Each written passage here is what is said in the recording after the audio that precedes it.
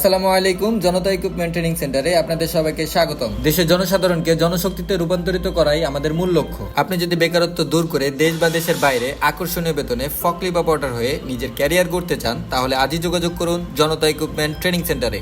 কারণ আমরাই দিচ্ছি সৃজনশীল পদ্ধতিতে ফকলিফ অপারেটরের শতভাগ নিশ্চয়তা।